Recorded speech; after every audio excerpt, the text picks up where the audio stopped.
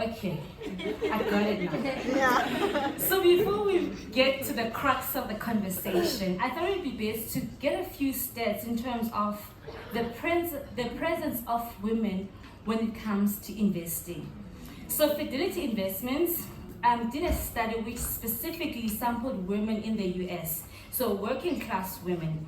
And the idea was to gauge the behaviors and attitudes when it comes to managing their finances and ultimately investing.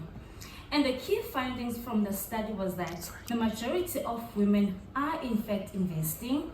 And another interesting attribute was that across the various age groups, a similar trend was prevalent. And again, another interesting factor was that over 60% of women preferred investing in asset classes such as stocks and bonds and also ETFs. And of course, that interested me a lot, or excited me a lot, because I'm talking about ETFs today. And one other final note was the fact that a good number of women did feel that they are doing the right thing, and they feel that their savings and investment behaviors are in fact in line to secure their financial future. Of course, then bringing it back to the local market and keeping in mind our constraints as a country and the challenges that our women face. This to me translates to the fact that should we be in a position where we have access to resources, we too can have the same trend where women are in fact present in the market. And that for me as a woman really excites me. Now that we understand that women are truly interested in investing, the next question becomes, how do we then build our financial legacy? And furthermore, how does investing factor into the overall equation? Well, when it comes to building a financial legacy, we consider 3 pillars. So these pillars include saving, investing, and financial growth, and finally growth. So starting off with the first pillar, in simple terms, savings refer to the leftover funds after taking care of your responsibilities.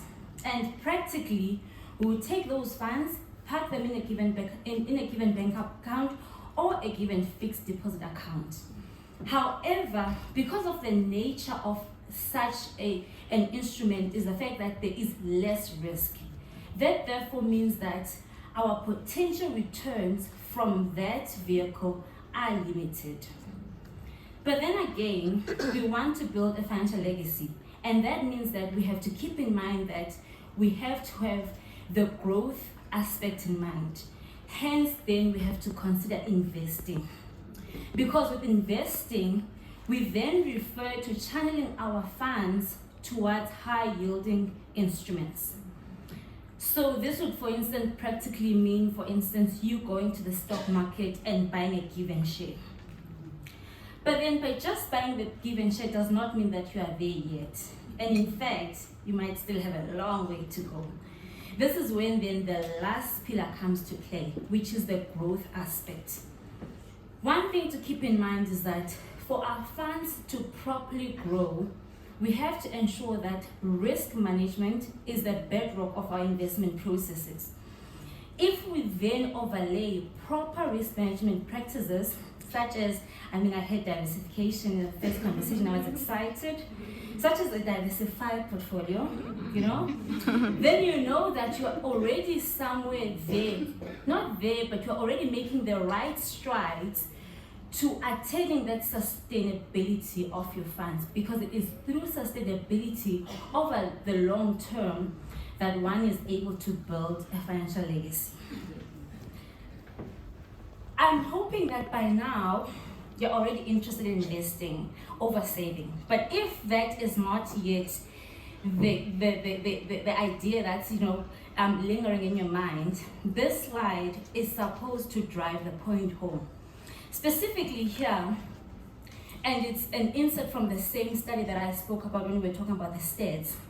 The idea here is that if you were given a certain value to either invest or to either park in a given savings account or invest in a consecutive mix of assets, the general idea is that the overall accrued interest when it comes to your savings would be substantially lower as opposed to the accrued interest when it comes to the investment mix. And in terms of the key numbers here, if we're to consider scenario 2, we can see that we took $20,000, saved it, but we only got $120 over a 10-year period, which if you contrast it to the fact that when we channel the same amount towards an investment mix, we got approximately $13,000. Of course, here we need to also be cognizant of the fact that these are US-based numbers, meaning that they are also subject to the historically low interest and inflation rates of the US. However, even if we were to also translate them to the local market, yes, there would be higher values up in absolute terms, but the trend would be exactly the same. And I am hoping that by now, we are all on that investing train and we want to invest.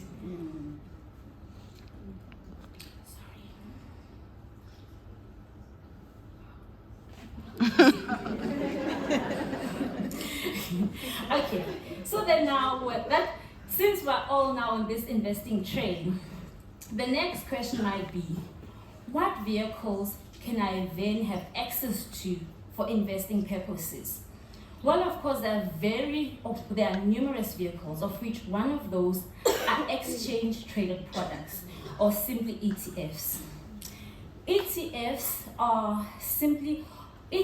refer to a financial product that pools a number of instruments in one vehicle and thereby allows investors to access that one vehicle from the market. And essentially, because such a vehicle would be traded during the day and allow you to either buy or sell as you please, it would therefore give you benefits of, for instance, owning a stock. But it doesn't end there.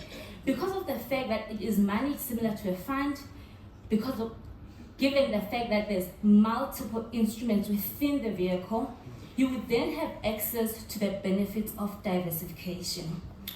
And for those who may not know, diversification is the risk management phenomena that refers to the fact that if you have multiple instruments which are low correlated, meaning that they are affected differently by the same market factors, it therefore means that regardless of the market conditions, your downside would be to a certain extent protected, hence the risk management aspect.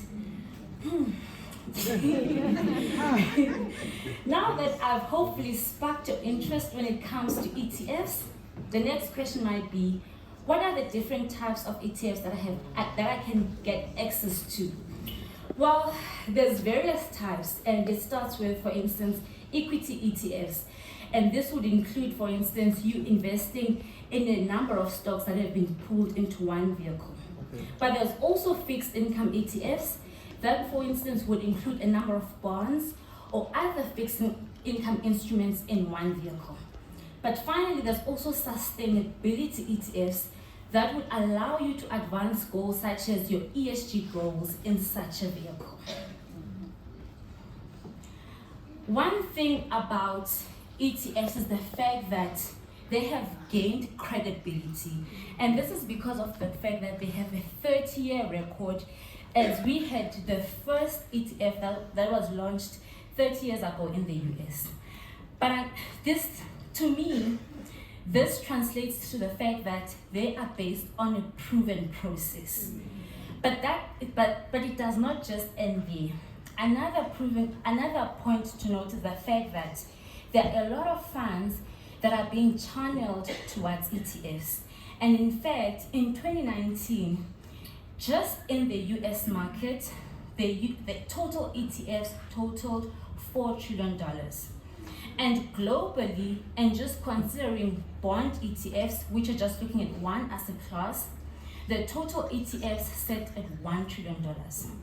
Now, let's imagine if we're to look at all the geographies globally, and consider all different types of ETFs, of course these numbers would be magnified significantly. And in fact, this chart shows exactly that.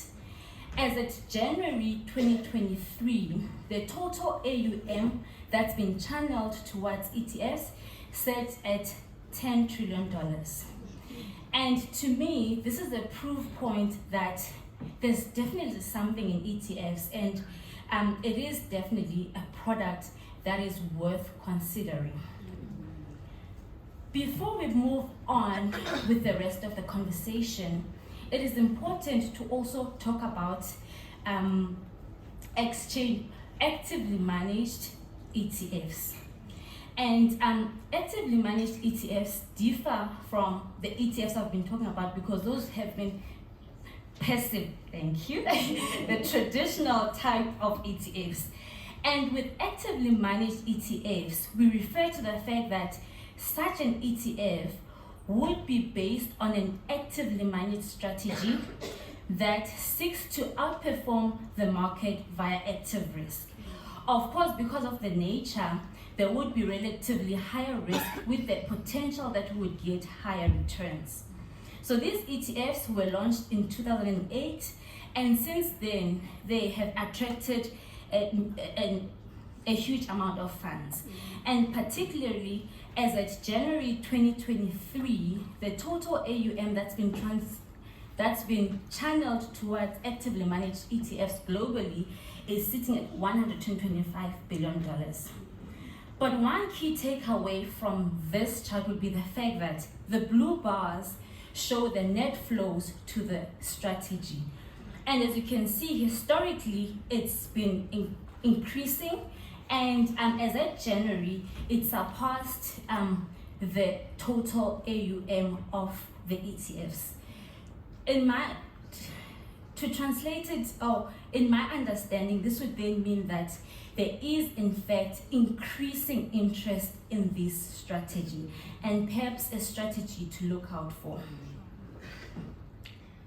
Since we've been talking about so much money that's been translated or channeled towards ETFs and actively managed ETFs, the next question might be why? Why are they attracting all these funds? And this is because of the fact that they have numerous benefits. And before I get to these benefits, it is important to distinguish or to note that the fact that these benefits are purely for the traditional types of ETFs. And I'm not at this point going to touch on the actively managed ones because they have various intricacies that one would further need to interrogate. But then back to the traditionally managed ones or the passive ones, the first benefit would be transparency. And this is because of the fact that there's live prices throughout the day and one has ability to get insight in terms of the holdings. But also from an accessibility perspective, you can trade or you can buy and sell ETFs from various online platforms, which therefore means that for the average investor, it's easier to access and you don't have to go via a certain broker. Also, because of the fact that they are passive in nature and they therefore has less frequency when it comes to trading, they carry low cost. And one final benefit that I can highlight is, what we've been talking about, diversification.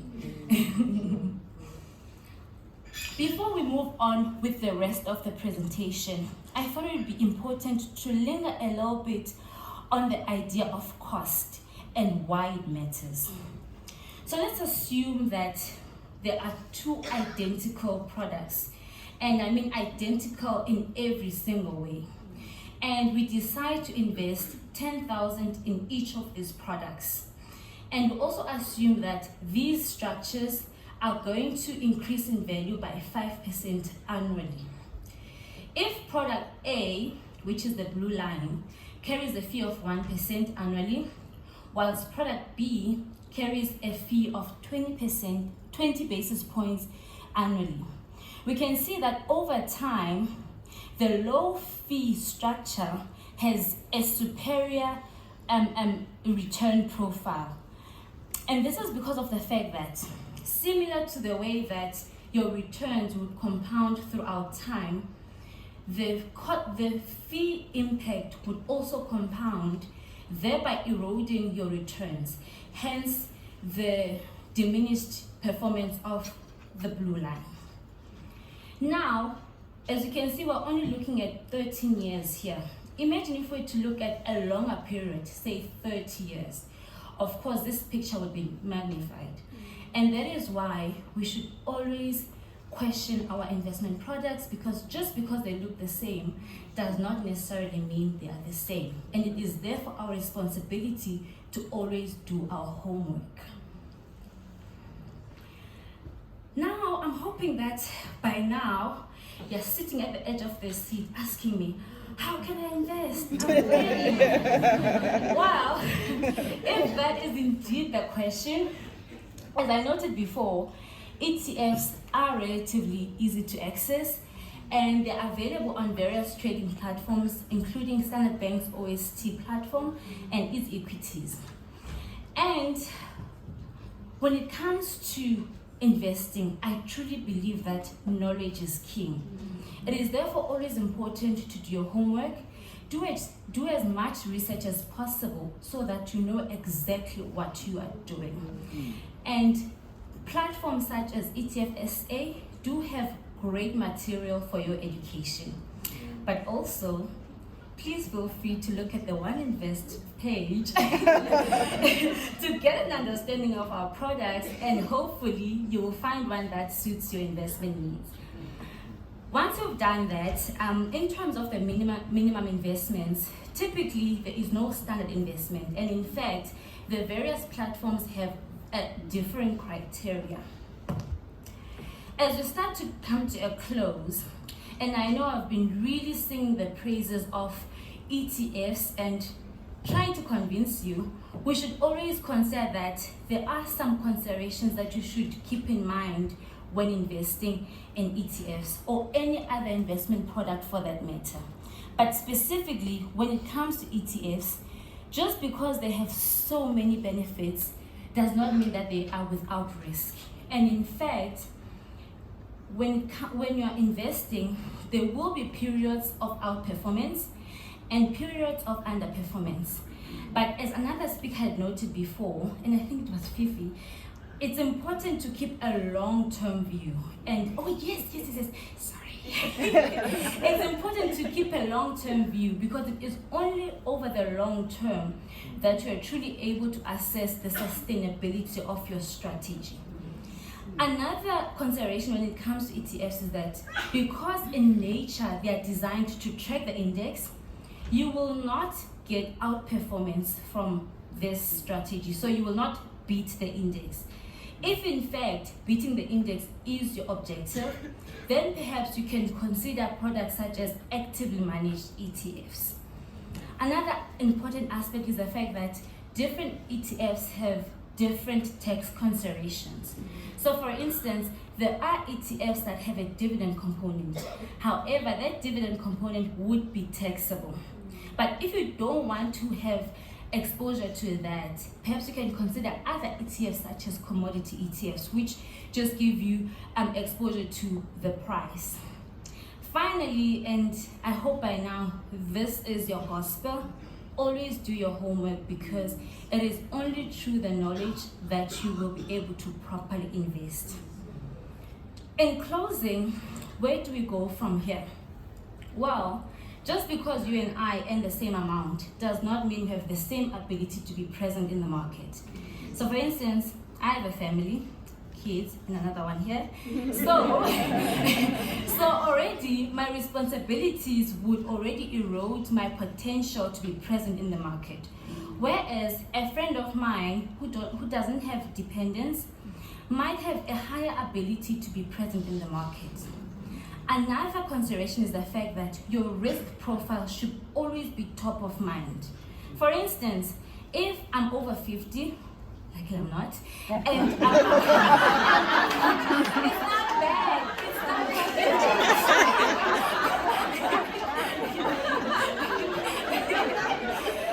And approaching my retirement years, sorry. likely to be very aggressive in the market. However, in my prime 20s, I would definitely want to have an aggressive portfolio. It is therefore always advisable to marry your constraints with your risk profile, and finally overlay that with quality financial advice, because it is only through that quality advice that you will be able to get access to the right products and thereby build your financial legacy. And in closing, don't be like me. So I graduated with my master's in financial engineering, and I was like, I'm all smart. My husband, who was then my boyfriend, said, let's go and get financial advice. I was like, no, me. I know these things. I've been studying these things. To cut the long story short, we went back because I actually had no clue in terms of the products out there, because theoretical knowledge does not translate to practical knowledge. Thank